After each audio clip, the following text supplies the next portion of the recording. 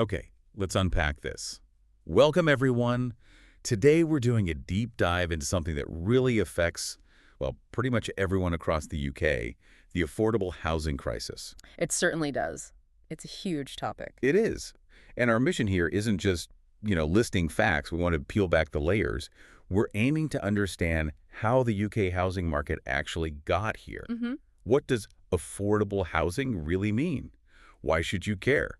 What went wrong? What's being done or maybe not done? And crucially, where might things be heading? Exactly. Trying to get to the heart of it. We'll be digging into our sources to pull out those key insights, giving you a clear picture. So let's start right at the beginning. Affordable housing, it sounds simple enough, but the reality, as our sources show, it's much more complicated, isn't it? Oh, definitely. That term covers a lot of ground, and it's not always what people think. So what's the actual definition we should be using? Well, the core idea is pretty straightforward. It's housing that people on lower or even average incomes can genuinely afford. And the usual benchmark, the sort of rule of thumb, is that your housing costs, rent or mortgage, shouldn't take up more than about 35% of your household income. Right, 35%. That makes sense. And in the UK, this term affordable housing actually includes a few different types. You've got social housing that's usually rented from councils or housing associations. The rent is significantly lower, maybe 50–60% of what you'd pay privately. Okay, that sounds genuinely affordable. Then there's what's called affordable rent. Now, this can be set at up to 80% of the local market rent. Up to 80%. Yes, and here's where it gets really interesting and frankly quite tricky. Our sources really hammer this home. In expensive areas like London, even 80% of the market rent is, well, it's completely unaffordable for many ordinary working families. So it's affordable in name only for some people. Precisely. It doesn't necessarily mean someone on a low or average wage can actually afford it there. Then you have shared ownership. That's a part-by-part rent model. It's designed to help first-time buyers, give them a step onto the property ladder. Right, I've heard of that one. And finally, there are things like intermediate rent schemes. These offer rents below the market rate, often aimed specifically at helping key workers, nurses, teachers, stay in the communities where they work. That 80% figure, though, wow. It just shows how loaded that term affordable can be, especially when it still locks people out in places like London. Absolutely. It depends hugely on the local market context. So clearly this whole situation, this crisis, it didn't just pop up out of nowhere. Okay. It's been decades in the making, hasn't it? A result of specific policies, market shifts. Oh, completely. You really have to look back through history to understand the roots of it. Can you walk us through that? What were the key moments, the big policy shifts that set us on this path? Sure. Let's start after the war. The post-war boom, say 1945 right up to about 1979. After World War II, there was this massive housing shortage. And importantly, both Labor and conservative governments saw it as their responsibility to fix it. There was huge public investment. Millions of council homes were built. The goal was clear: decent, safe, genuinely affordable homes for working people. Housing was seen as a public good, infrastructure. A different era entirely. Then came the Thatcher era in the 1980s. This was a really pivotal moment. The big policy was right to buy, introduced in 1980. Right, letting council tenants buy their homes. Exactly, at big discounts. Yeah. Now, what's fascinating here, and really quite startling when you look back, is the long-term impact. Around 2 million council homes were sold off under this scheme. 2 million, that's huge. It is. But the crucial part is most of those homes were never replaced. And critically, councils were actually banned from using the money they made from the sales to build new council housing. They couldn't reinvest it. No. So you had this massive drain on the social housing stock. It fundamentally weakened that safety net, and the effects are still being felt generations later. That's a massive unintended consequence, or perhaps intended, depending on your view. Well, it certainly reshaped the landscape. Then, moving into the 1990s and 2000s, you see another shift. Governments increasingly started to believe the private market should solve housing problems. Less state intervention. Right. Public funding for direct building started to dry up. Housing associations became the main builders of new affordable homes, but a lot of new supply also started depending on these things called developer obligations, Section 106 agreements. Ah, yes, where developers have to include some affordable units to get planning permission. Exactly. Private developers build a big project, and in return for permission, they agree to make a certain percentage of the homes affordable. But this is also when the definition of affordable started getting, let's say, a bit fuzzy, often linked to those market rates we talked about. Not necessarily truly affordable for everyone who needed it. Often not. And then we get to the 2010s and into the 2020s. By this point, the crisis is really deepening. Social housing isn't a mainstream option anymore. It's more like a residual safety net for the most vulnerable. Home ownership, which had peaked around 2003, starts to fall. Private rents, especially in London and the Southeast, just skyrocket.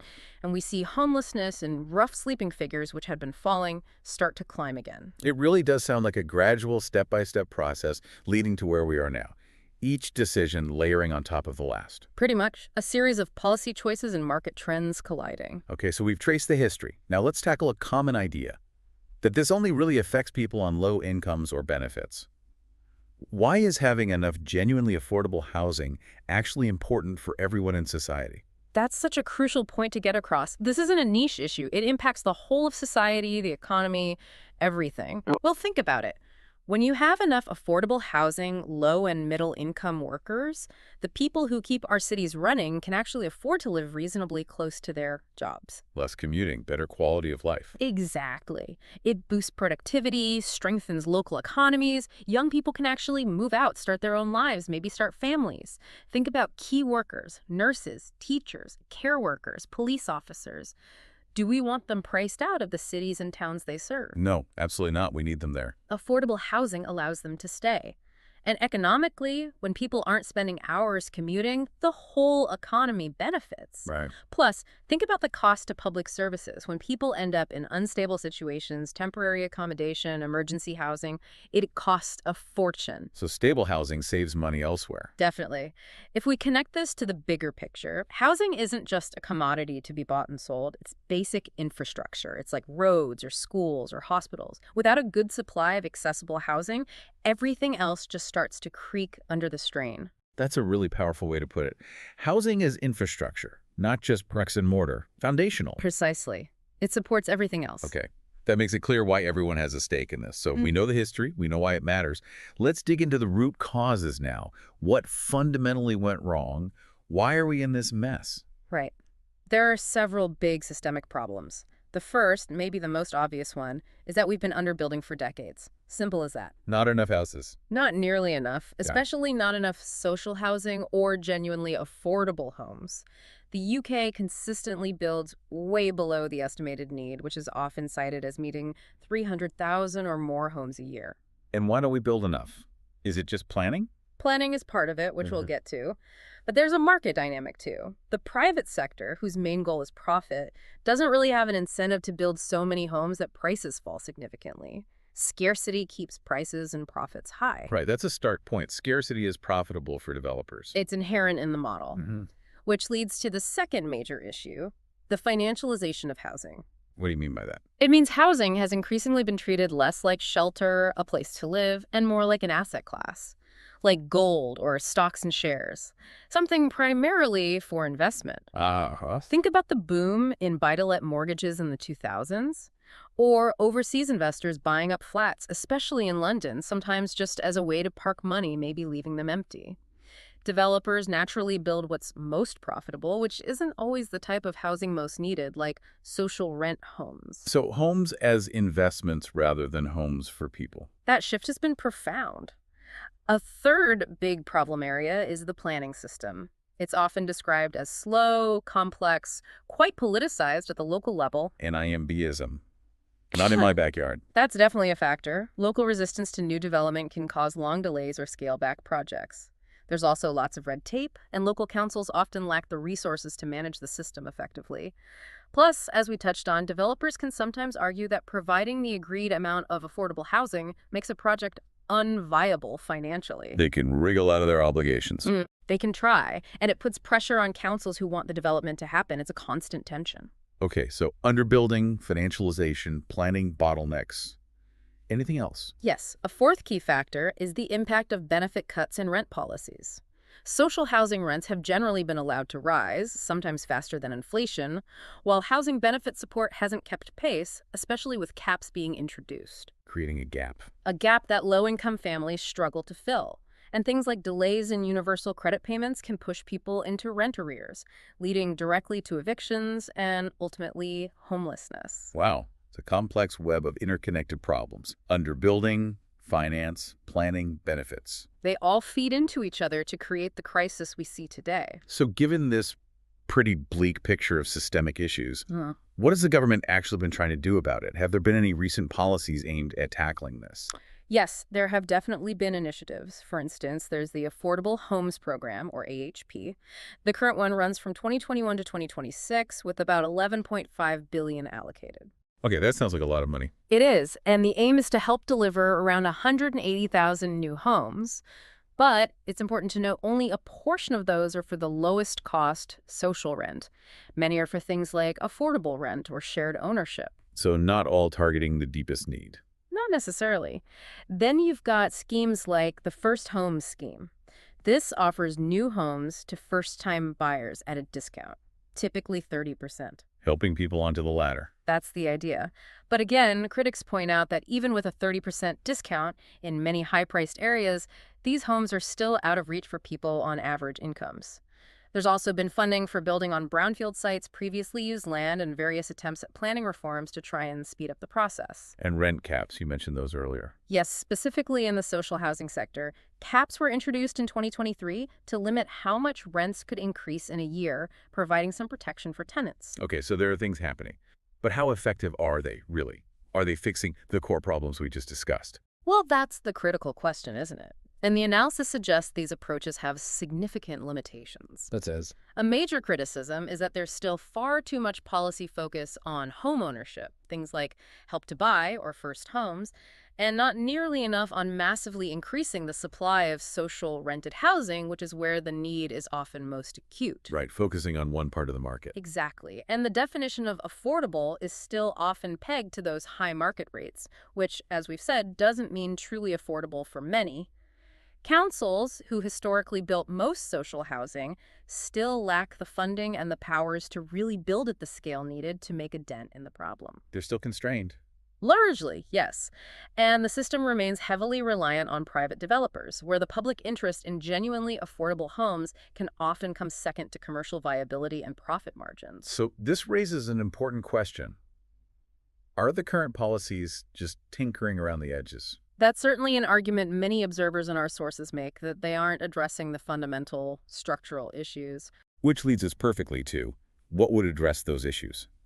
If the current approach isn't enough, what fundamental changes are being proposed to actually genuinely tackle this crisis? Okay, based on the analysis, there are about 6 key areas where major change is needed. First, and probably paramount, rebuild social housing. Massively. Back to council housing. A significant increase in genuinely low-rent, secure, publicly owned or nonprofit housing. This means giving councils the power and funding to borrow and build at scale again. Some also argue for scrapping right to buy altogether, or at the very minimum ensuring a strict, funded, one-for-one replacement for every single home sold. Stop the stock from shrinking. Okay, rebuild social housing. What's next? Second, redefine affordable. Stop linking it primarily to market rates. Base the definition on local incomes. What can people actually afford to pay in their area? That should be the benchmark. Makes sense. Local incomes, not just market madness. Number 3. Third, serious planning reform. But not just tweaking. Give local councils more power to actually shape development in their communities, demand more genuinely affordable homes, and crucially, tackle land banking. Land banking. Developers sitting on land. Yes, getting planning permission, but then not building, waiting for land values to rise. Proposals include penalizing this, maybe use it or lose its clauses on planning permissions, force them to build. Right. Get shovels in the ground. What else? Fourth, look at rent controls in the private sector, especially in really overheated markets, to provide stability for tenants. And alongside that, strengthen renters' rights and protections against things like no-fault evictions and poor housing conditions. More security for renters. Okay. Fifth, actively work to definancialize housing. Try to curb the view of housing purely as an investment asset. How would you even do that? Well, sources suggest things like higher taxes on second homes or homes left empty, restrictions on foreign buyers purchasing new builds in high-pressure areas. Some Canadian cities have tried things like this, basically. Policies to prioritize homes for residents over investments. Interesting. And the final one. Finally, and this underpins everything, invest long-term. Housing isn't a short-term problem you can fix in one parliament. It needs a proper, funded, 30-year strategy way beyond the usual 5-year election cycles. Consistent, long-term thinking and commitment. Rebuild social, redefine affordable, reform planning, control rents, definancialize, invest long-term. That is quite a list. It underlines the sheer scale of change needed, doesn't it? It really does. It requires significant political will and a shift in perspective. So let's look ahead. If we don't make these kinds of fundamental changes, if the UK basically carries on as it is, what's the likely future for housing here? Well, the projections aren't great if we stick to the current trajectory. Homeownership rates would likely continue to fall. It becomes a dream for an even smaller, wealthier minority. Private renting becomes even more dominant, but probably with higher costs and potentially less security for tenants, depending on regulations. You'd likely see more people stuck in overcrowded housing or relying on temporary accommodation, and younger generations. They'd find it even harder, perhaps impossible, to get onto the housing ladder or even find a secure, affordable place to rent. Locked out, essentially. A pretty bleak outlook for many. It points towards growing inequality and instability, but it's important to say it doesn't have to be that way. Are there alternatives? Other places doing things differently? Yes, absolutely. International comparisons are really useful here. Our sources point to places like Scotland, for example. Within the UK, they've maintained a stronger commitment to building social rented housing and generally have seen somewhat better outcomes than England in recent years. Okay, so even within the UK, there are differences. And then you look abroad, Vienna in Austria is often held up as a gold standard. Vienna, what do they do? It's remarkable. Over 60% of Vienna's population lives in city-owned social housing, or in homes heavily subsidized and regulated through housing cooperatives. And this isn't low-quality stuff. It's generally very high-quality, well-integrated housing. 50%, that's incredible. It is. And the effect is that it keeps housing affordable across the entire city, not just for the poorest. It acts as a massive stabilizer on the private market, too. It's a fundamentally different approach, treating housing as essential public infrastructure. That really throws our situation into sharp relief. Let's just look at the numbers briefly. The UK, maybe 17% social housing stock, and shrinking. Result, high rents, falling ownership, rising homelessness. Compare that to the Netherlands. Around 30% social housing. Result, more stable rents, better access. Vienna, around 60% in public or co-op housing. Result, widely affordable, high-quality, stable market. And even somewhere like Singapore, around 80% of the population own their own homes, mostly heavily subsidized public flats built by the government's Housing and Development Board. Near universal homeownership achieved through massive state intervention. Those figures are just stark. It really shows that the UK's situation isn't some kind of natural law. It's the outcome of choices. Exactly. Different policy choices lead to dramatically different outcomes for citizens. It proves that alternatives are possible. So wrapping this all up after this deep dive, the core message seems pretty clear. The UK's housing crisis wasn't an accident, was it? Not at all. It is, without doubt, the result of decades of deliberate political and economic choices. We saw a fundamental shift, didn't we? From viewing housing primarily as a public good, a social necessity, essential infrastructure, to treating it predominantly as a private commodity, an asset for financial investment and profit generation. And turning that around isn't easy. No. Reversing that trend requires sustained, long-term investment, real political courage, and a fundamental mindset shift back towards treating homes primarily as homes for people to live in, not just as engines for profit. So here's a final thought for everyone listening. Want a healthy economy, a fairer society, cities that actually work for people now and in the future? Maybe you need to fix housing first. It's hard to argue with that. It's foundational. Thank you so much for joining us on this deep dive. A lot to think about there. Thanks for watching the video. We'd love to hear your thoughts. Feel free to share them in the comments below. If there's a specific topic you'd like us to cover next time, do let us know. Don't forget to subscribe to the channel for more videos like this. And if you found this one helpful, make sure to share it with others too. See you in the next video.